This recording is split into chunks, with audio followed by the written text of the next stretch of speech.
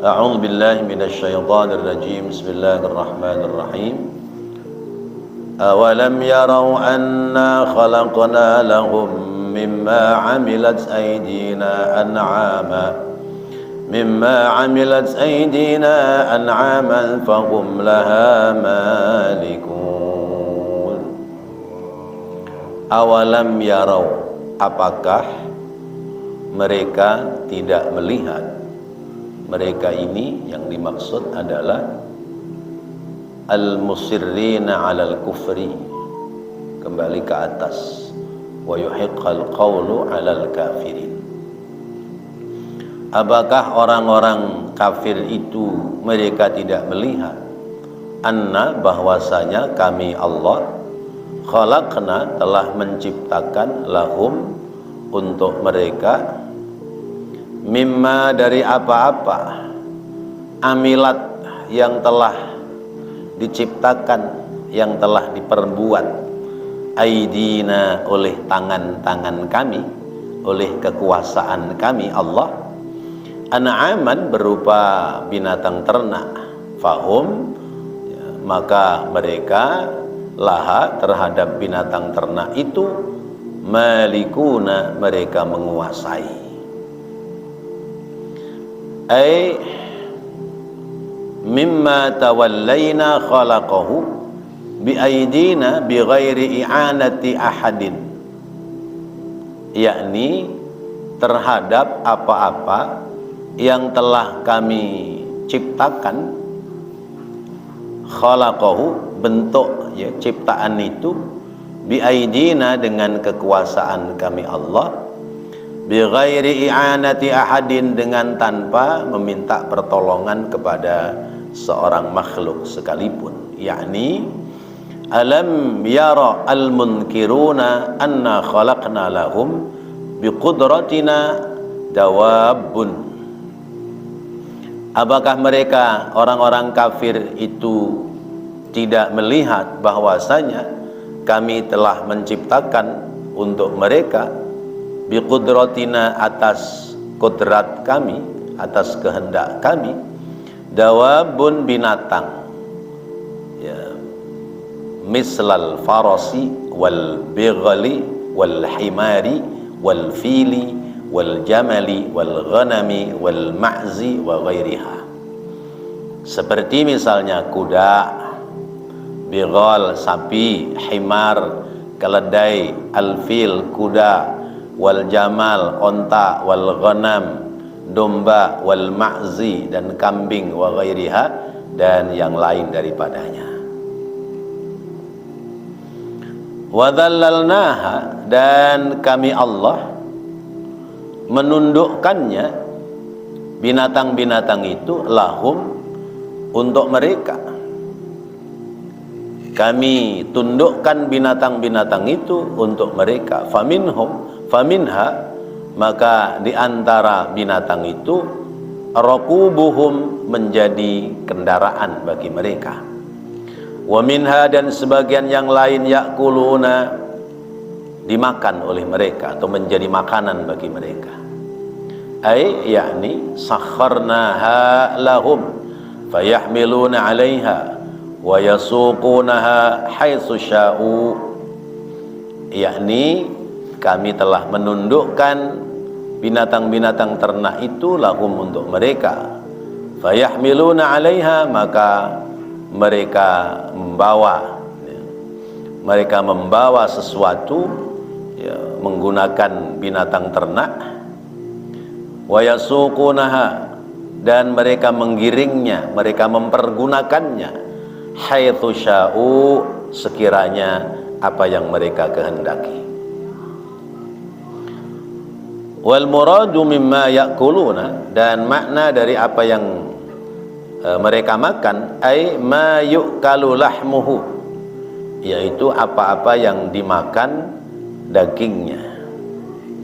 Ay ja'alnahu, yakni kami menjadikan, ma'kulan, binatang ternak itu menjadi bahan makanan bagi mereka. Walahum fiha manafi'u wa masyaribu afala yashkurun. Walahum, dan bagi mereka, fiha, di dalamnya, manafi'u, terdapat beberapa manfaat. Lewat binatang ternak itu memperoleh beberapa manfaat. Wa masyaribu, dan memperoleh minuman seperti air susu misalnya. Min aswafiha, dari bulu-bulu binatang ternaknya seperti domba. Wa ash'ariha, dan rambut-rambut dari binatang onta misalnya. Wa aubariha, atau bulu-bulu dari kambingnya. Wa albaniha, dan air susunya. Wa asmaniha, dan gaji dari binatang itu yang kemudian menjadi minyak bagi mereka. Afala yashkuruna, apakah mereka tidak mampu bersyukur kepada Allah? Syukur kepada siapa? Rabb hadhihi ni'mati, kepada Tuhan yang telah memberikan beberapa kenikmatan ini. Wattakhadhu, dan mereka menjadikan, orang-orang kafir itu, wattakhadhu min dunillahi alihatan la'allahum yunsarun. Wattakhadhu, dan mereka menjadikan min dunillahi, selain daripada Allah, alihatan, sebagai Tuhan, sebagai sembahan-sembahan. La'allahum, supaya mereka memperoleh, mendapatkan dari Tuhan sembahan selain Allah itu, yunsaruna, mendapatkan pertolongan. Aihum taraku ibadatallahi ta'ala alladhi huwa rabbul alamina wa rabbu hadhihi ni'mati wa abadu min dunillahi alihatan litamna'ahum min adabillahi ta'ala. Mereka meninggalkan beribadah kepada Allah Ta'ala, yang Allah Ta'ala itu Rabbul Alamina, Tuhan seru sekalian alam. Wa Rabbu hadhihi ni'mati, dan Tuhan pemilik kenikmatan ini.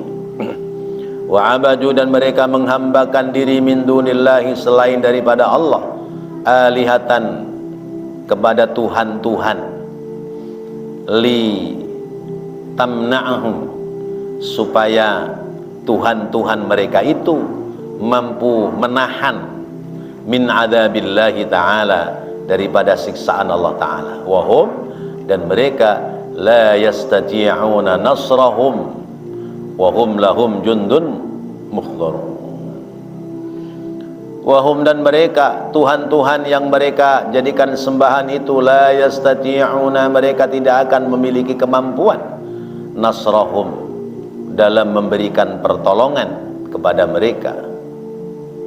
Qala Ibnu Abbasin, berkata Sayyidina Ibnu Abbas radhiyallahu ta'ala anhuma, la taqdirul asnamu ala nasrihim, la taqdiru, tidak akan mampu al asnamu, patung-patung, ala nasrihim, untuk memberikan pertolongan kepada mereka yang menyembah patung.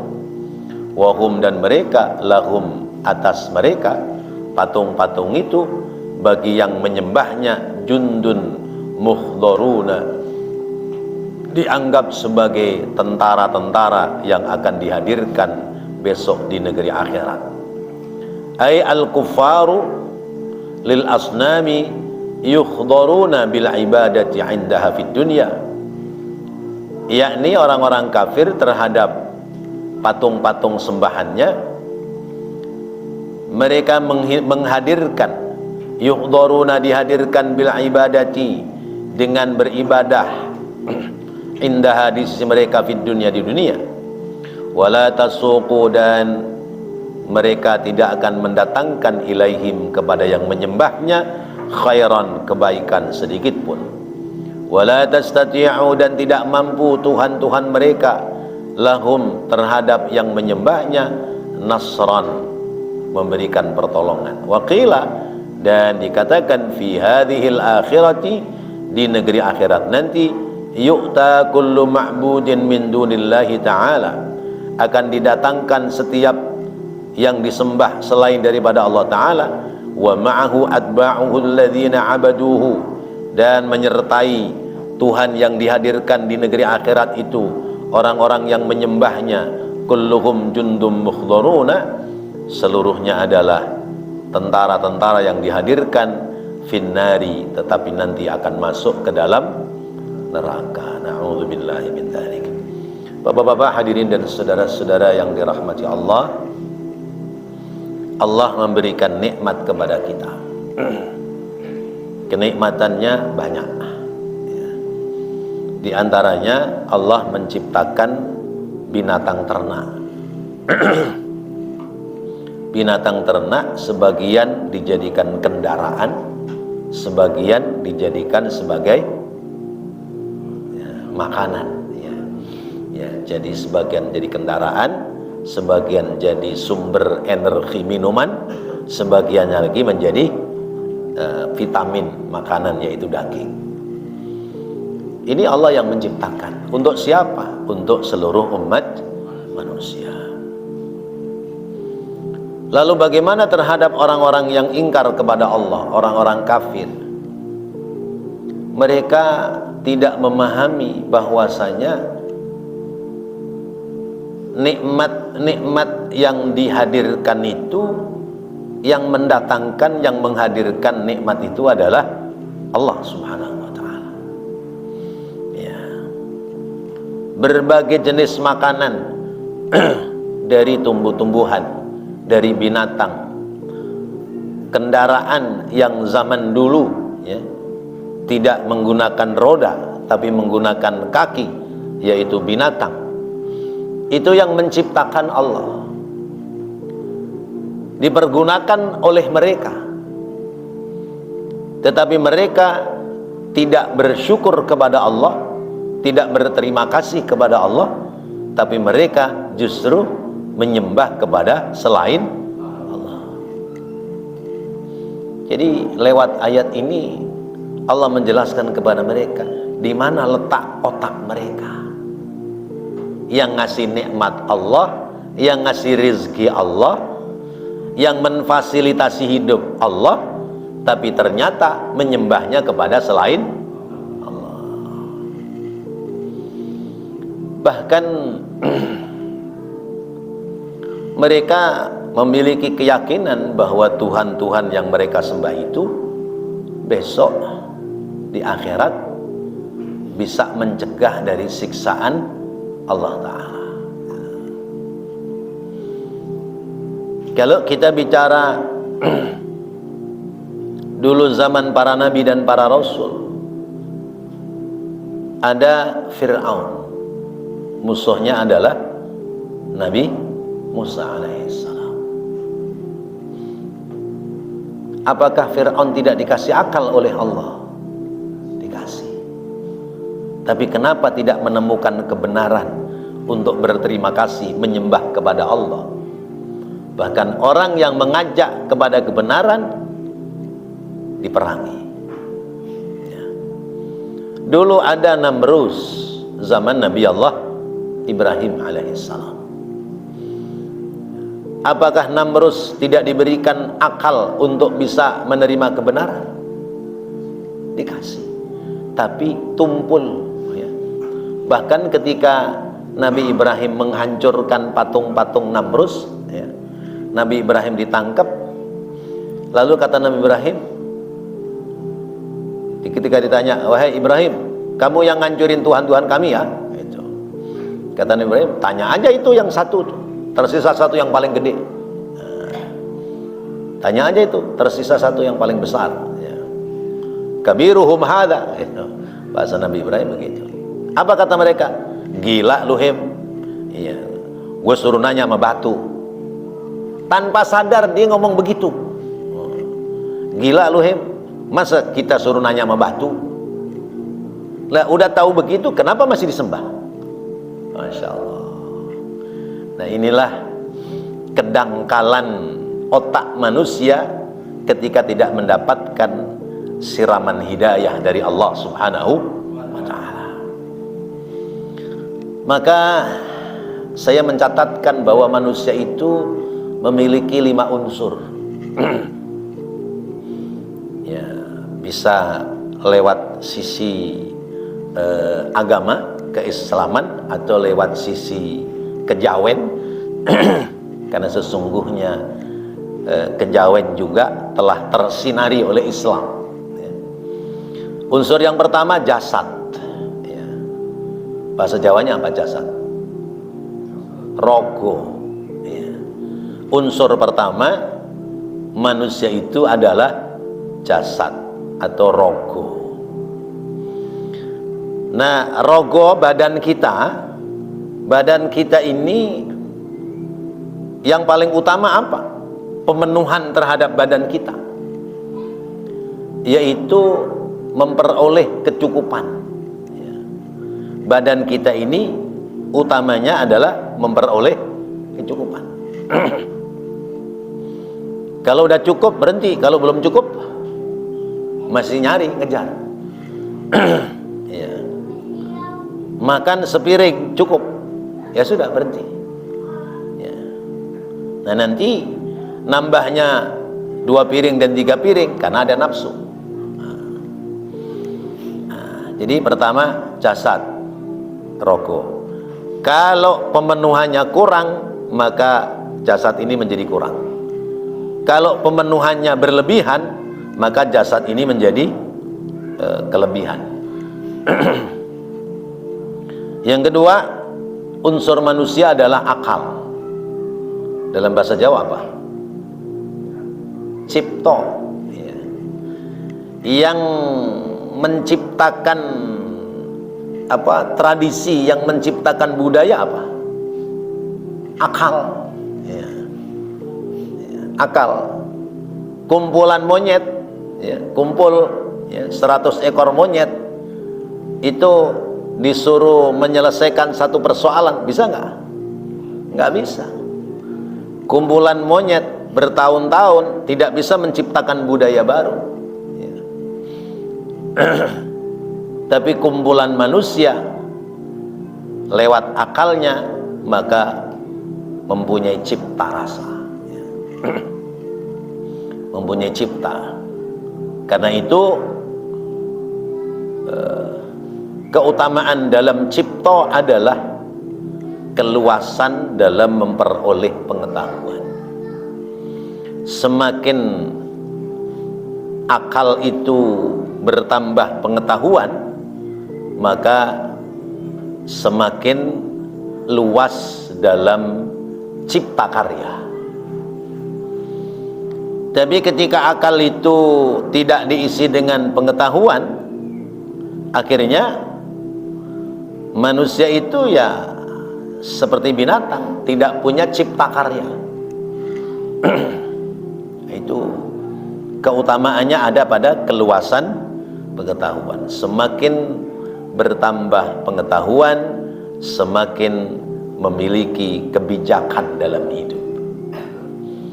Semakin bertambah pengetahuan, semakin bisa menyelesaikan persoalan-persoalan dalam kehidupan. Nah, itu akal, ya, cipto.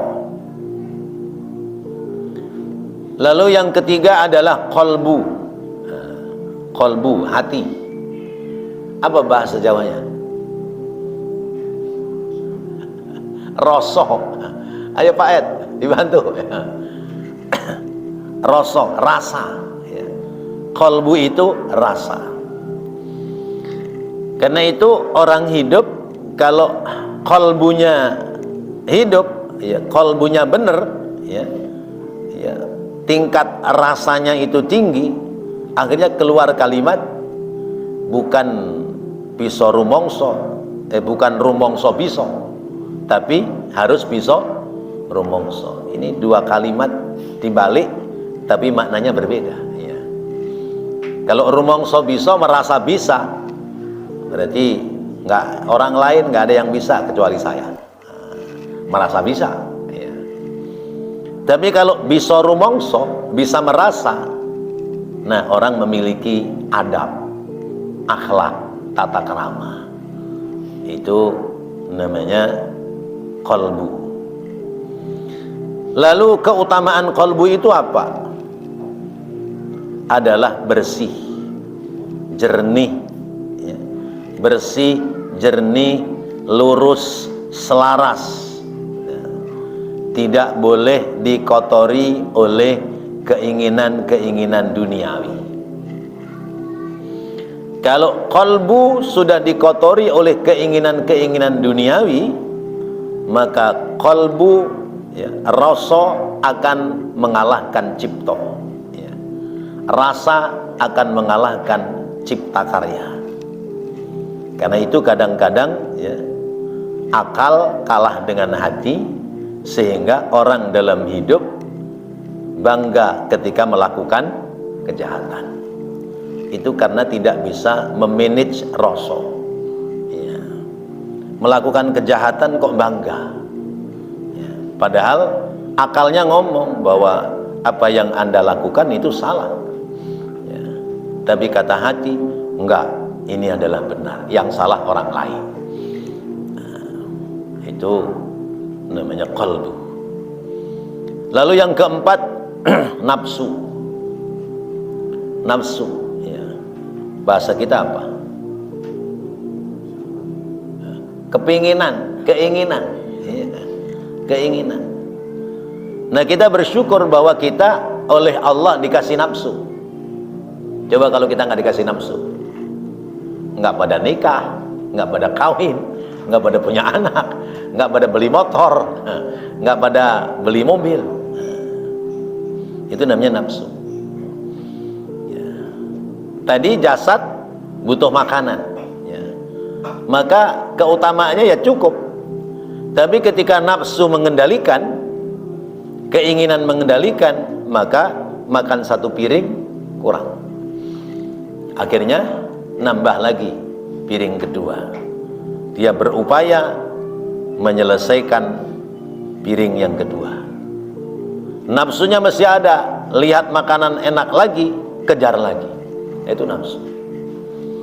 Karena itu keutamaan daripada hawa nafsu adalah dikendalikan. Kita wajib mengendalikan hawa nafsu. Dilatih kemarin selama bulan suci Ramadan. Jadi nafsu ini, ya, karunia dari Allah. Tapi bagaimana ketika kita mampu memanage nafsu, mampu mengendalikan hawa nafsu, sehingga hawa nafsu kita menjadi nafsul mutmainnah, keinginan-keinginan kepada hal-hal yang baik. Nah, yang tertinggi dari unsur manusia adalah roh. Apa bahasa Jawanya? Sukmo. Sukmo, ya. Roh atau sukmo, ya. Nah, roh ini paling tinggi kedudukannya, paling mulia. Sampai-sampai para sahabat bertanya kepada Rasulullah tentang roh. Yas'alunaka 'anir ruh. Mereka bertanya kepada wahai Nabi tentang roh. Qulir ruhu min amri rabbi wa ma utitum minal ilmi illa qalila. Katakan saja bahwa roh itu urusan Allah. Kalian tidak dikasih ilmu kecuali sedikit. Jadi urusan roh adalah urusan Allah. Lalu apa keutamaan daripada roh? Yaitu keutamaannya harus dekat dengan Sang Pencipta. Keutamaan roh adalah mendekatkan diri kepada Allah Subhanahu wa taala. Semakin dekat roh kepada Allah, maka semakin akan mampu mengendalikan, ya, manusia akan mampu mengendalikan nilai-nilai kebaikan, akan mampu menahan diri dari hal-hal yang buruk dan menumbuh kembangkan daripada nilai-nilai kebaikan. Nah, bapak-bapak hadirin dan saudara-saudara, jadi kita ini terdiri dari lima unsur. Kembali pada penjelasan ayat ini, mengapa orang-orang kafir mereka ittakhadhu min dunillahi alihatan, mereka menjadikan Tuhan selain Allah, supaya Tuhan-Tuhan mereka itu mampu menolong mereka besok di negeri akhirat. Karena rohnya tidak menemukan jalan kebenaran. Ketika roh tidak menemukan jalan kebenaran, maka rasanya jadi hilang, ciptanya jadi sesuka hati, ya. Keinginannya menjadi ngambrah, gak karu-karuan. Seperti misalnya, apa sesungguhnya yang ada dalam benaknya Donald Trump? Ya. Apa yang ada dalam hatinya Donald Trump? Apakah benar-benar ingin menjunjung nilai-nilai kebaikan dunia, atau hanya kepentingan-kepentingan, ya, kelompoknya yang kemudian, ya, yang kemudian ditutupi dengan, ya, dengan bentuk kepahlawanan, ya, dalam rangka membela Israel, padahal sesungguhnya adalah kemauan-kemauan pribadinya, ya. Kemauan-kemauan pribadinya, ya. Nah, sementara, ya, saudara-saudara kita Muslim, ya, di negeri Teluk, karena sudah, ya, namanya juga Teluk, ya udah Teluk, udah takluk, ya, udah takluk, maka dijadikanlah pangkalan, ya, pangkalan Amerika di negeri-negeri Teluk, ya. Nah, sementara, ya, Iran sendirian berjuang, ya. Ini salah satu contoh gambaran yang terbesar. Nah, gambaran yang terkecil adalah apa yang sedang berkecamuk dalam benak kita, apa yang sedang ada dalam diri kita, ya. Jasad kita butuhnya apa, akal kita menciptakan apa, lalu kolbu hati kita mampukah bisa merasa, ya, sehingga mampu mengendalikan diri dan bisa memberikan penghormatan kepada orang lain, ya. Kemudian keinginan-keinginan kita apakah sudah terarahkan dengan baik, ya. Nah, itu semua manakala sukmo kita, roh kita telah diisi dengan kebenaran Allah, yaitu ketika roh telah dekat dengan Allah Subhanahu wa ta'ala. Ketika roh sudah dekat dengan Allah, maka hidup ini tidak ada yang dikhawatirkan. Kenapa? Karena semua sudah diatur oleh Allah Subhanahu wa ta'ala. Tinggal ikhtiarnya yang benar, ikhtiarnya yang baik. Nah, bapak-bapak, hadirin dan saudara-saudara, sementara orang-orang yang mereka menyembah kepada selain Allah, ya, mereka berharap besok di negeri akhirat sembahan-sembahan mereka menjadi penolong saat mereka ada dalam kesulitan di negeri akhirat. Kira-kira bisa nolong nggak di akhirat besok, ya, selain Allah? Ada nggak yang bisa nolong? La yastati'una nasrahum. Mereka tidak mampu memberikan pertolong.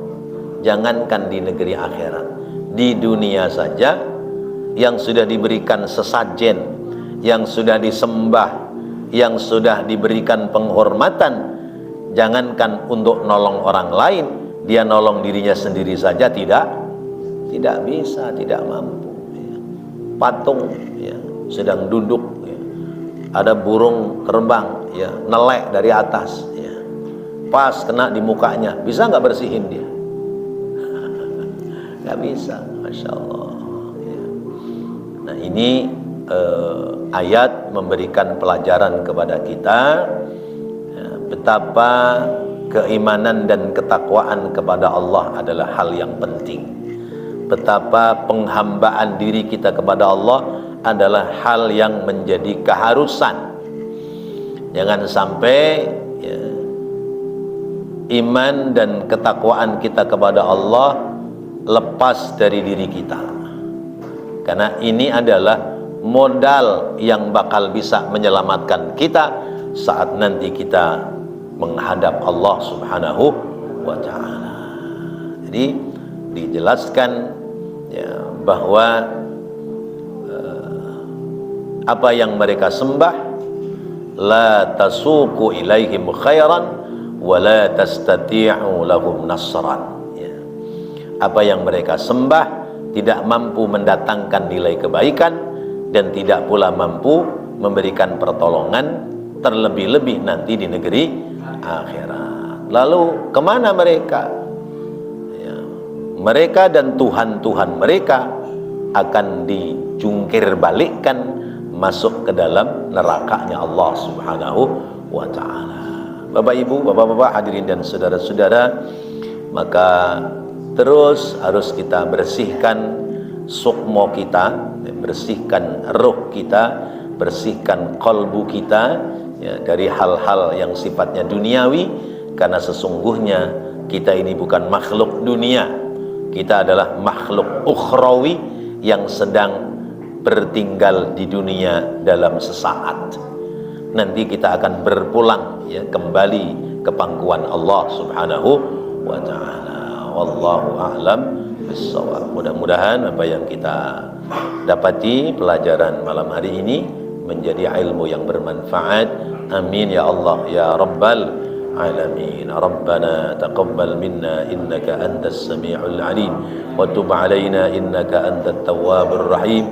Rabbighfir warham wa anta khairur rahimin. Wa sallallahu ala sayyidina Muhammad wa ala alihi wa sahbihi wa sallam. Walhamdulillahi rabbil alamin. Wassalamualaikum warahmatullahi wabarakatuh. Ya Rabbana a'tarafna bi an